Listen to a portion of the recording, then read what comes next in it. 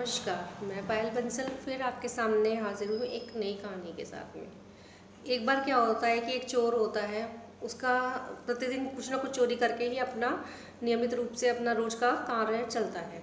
वो कुछ ना कुछ चोरी करता है। एक बार वो चोरी करते हुए पकड़ा जाता है तो वो पकड़ने जाने के डर से जंगल की तरफ भागता है। जंगल की तरफ भागता है तो वो लोग भी उसका पीछा करते हैं, वो लोग उसे पीछा करते हैं तो उसे पकड़ लेते हैं जंगल में। उसे इतना मारते हैं उसे अधमरी हालत में जंगल में ही छोड़कर चले जाते हैं। वो वहाँ पर तड़प रहा होता है, चिल्ला रहा होता है, पर उसकी सुनने वाला कोई नहीं होता है।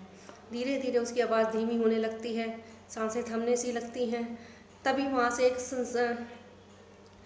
साधुओं की टोली निकलती है जो उसे देखते हैं और उसकी सहायता करते हैं। वो उसे अपने साथ में ले लेते हैं, उसकी देखभाल करते हैं, उसका इलाज करते हैं। वो ठीक होने लगता है, वो ठीक हो जाता है। तो साधु पूछते हैं कि भाई ऐसी क्या बात हुई जो कि तुम्हारे इस हाल में तुम जंगल में अधमरी हालत में पड़े थे। तो वो सारी बातें बता देता है उन्हें कि मैं एक चोर हूँ, इस तरह से मेरा जीवन बीता है और ये मेरी कथा है।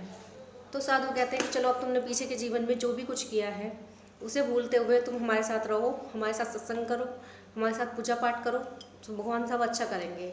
वो कहता है ठीक है। वो उनके साथ रहने लगता है तो वो ये देखता है कि साधु के साथ रहने में ना तो उसे कोई चोरी चकारी करनी पड़ती है, लोग उल्टा आभाव व्यक्त करते हैं, उनका मान सम्मान करते हैं, अच्छे अच्छे पकवान खाने को मिलते हैं, काफ़ी कुछ अच्छा रहता है और भगवान की पूजा पाठ में टाइम व्यतीत होता है। उसे अच्छा लगने लगता है, उसे ये लगता है कि ये जीवन सबसे अच्छा है। वो भी पूजा पाठ करने लगता है। कुछ समय बाद दिन बीतते हैं, नवरात्रे आने वाले होते हैं। नवरात्रे आते हैं तो साधु महाराज को कहीं जाना होता है तो वो कहते हैं कि भाई तुम इस नवरात्रों के सब पूरे नवरात्रों के व्रत रखना और नवमी के दिन उपवास खुलेगा और बाकी 8 दिन तुम्हें फलाहार लेना है। तो वो कहता है कि ठीक है और तुम माता रानी का भोग लगाए बिना फलाहार ग्रहण ना करना। ये बात भी साधु संत उसे बता देते हैं, पूजा की विधि विधान बता देते हैं। वो कहता है ठीक है मैं इसी तरह से करूँगा। वो उसी तरह से करने लगता है। पहला नवरात्रा होता है, वो पूरे दिन व्रत रखता है, सब कुछ करता है। शाम को जब वो फलाहार बना लेता है तो भोग लगाने के लिए थाली लगाता है और कहता है आओ देवी भोग ग्रहण करो, आओ देवी भोग ग्रहण करो, अपना खाना ग्रहण करो। लेकिन उसे ये नहीं पता होता है, वो ये बताना भूल जाते हैं कि भोग पर्दा डाल करके और देवी का स्मरण करते हुए उनका भोग लगवाया जाता है। लेकिन उसे इस तरह का कुछ नहीं ज्ञात होता है, ज्ञान नहीं होता है। तो वो जैसे हम लोग आम तौर पे अपने घर में बच्चों को बुलाते हैं, बेटा आ जाओ खाना खा लो, इस तरह से वो देवी जी को पुकारता है कि आओ देवी अपना भोग ग्रहण करो, आओ देवी अपना भोग ग्रहण करो, आप भोग ग्रहण करोगे तभी मैं कुछ खा पाऊँगा, अपना व्रत को खोल पाऊँगा। लेकिन अब उसका पहला दिन होता है तो देवी माँ भी कहते हैं कि क्या जाना है, ऐसे तो सब इसका कोई बात नहीं है, नहीं जाते हैं। लेकिन उसे इस तरह से करते करते उसे 2 घंटे सारे हो जाते हैं, काफ़ी देर हो जाती है कि आओ देवी अपने भोग ग्रहण करो। वो बेचारा निराश सा होने लगता है। तो देवी माँ को वो दुर्गा माता को बुला रहा होता है। उसने 9 रूपों के बारे में भी जानकारी नहीं ली होती है कि भाई कौन से रूप होंगे। तो देवी माँ को बोलता है बस आओ देवी अपना भोग ग्रहण करो, अपना भोग ग्रहण करो। तो जैसे ही वो देवी फिर उसकी इतनी याचनाएं सुन करके चलने को तैयार होती हैं कि भाई चलो भाई मैं भोग ग्रहण करा दूँ वरना मेरा आज ये बच्चा भूखा रह जाएगा। तो जैसे वो चलने को तैयार होती हैं तो उनके साथ में दूसरी देवी भी तैयार हो जाती है कि भाई आज पहला दिन है, आज मेरी बारी है तो मैं भी तुम्हारे साथ चलूँगी। तो कहती हैं कि ठीक है आप भी चलो। तो लेकिन अब उसने ये सोचा होता है, वो चली जाती हैं तो वो आती हैं, कहती हैं कि लाओ हमारा भोग दो। अब वो देवी को देख करके बड़ा प्रसन्न होता है, लेकिन अब वो उनका भोग देता है तो वो सारा खाना खा लेती हैं, कुछ भी नहीं बचता है क्योंकि उसने 2 लोगों के हिसाब से ही बनाया हुआ होता है। लेकिन चलो कोई बात नहीं, वो देवी जी भोग ग्रहण करके अपना चली जाती हैं। वो थोड़ा बहुत फल रखे होते हैं उन्हें खा के और पानी पी के सो जाता है। अब दूसरा दिन होता है। अब दूसरे दिन में फिर वही सारा दिन चर्चा रहती है। वो शाम को फिर कहता है कि आओ देवी भोग ग्रहण करो, आओ देवी भोग ग्रहण करो। अब देवी माँ कहते हैं कि ये मानेगा तो है नहीं, अब जाना पड़ेगा। जैसे ही वो चलने को तैयार होती हैं तो जो पहले दिन की देवी होती है वो भी और दूसरे दिन की देवी भी 3 जने हो जाते हैं और पहुँच जाते हैं। तो वो अपना भोग देता है उनका, तो फिर सारा खाना फिर ख़त्म हो जाता है। वो बेचारा फिर दोबारा से ऐसे ही करके सो जाता है। तीसरे दिन भी ऐसे ही रहता है, वो 3 जनों को बनाता है, चौथे दिन भी, 5वें दिन भी, छठे दिन भी, 7वें दिन भी, 8वें दिन भी।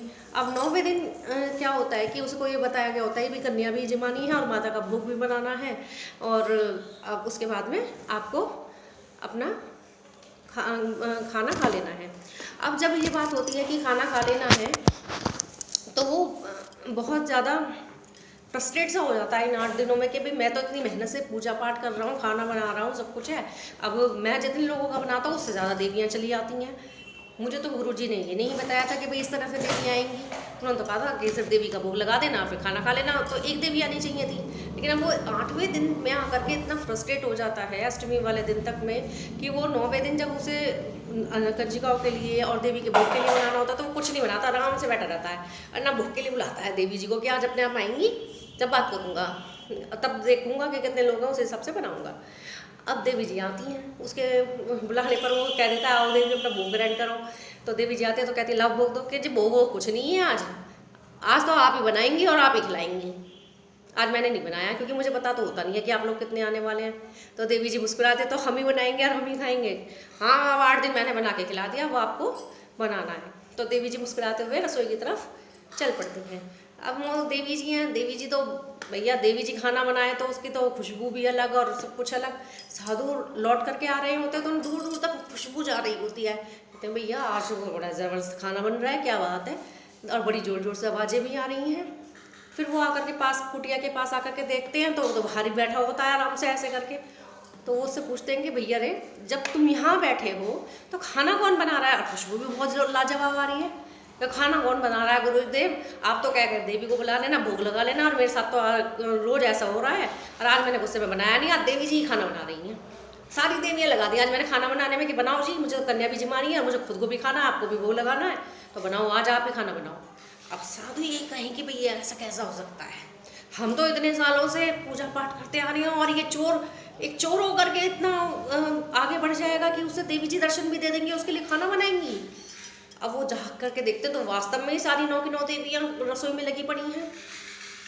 अब वो एक दूसरे का चेहरा देखे और उस जाके उन्होंने उस चोर का पैर पकड़ लिया कि भैया हमें भी बता कि तुमने कैसे किया, कि मैंने तो जो करा था वो आपको बता दिया।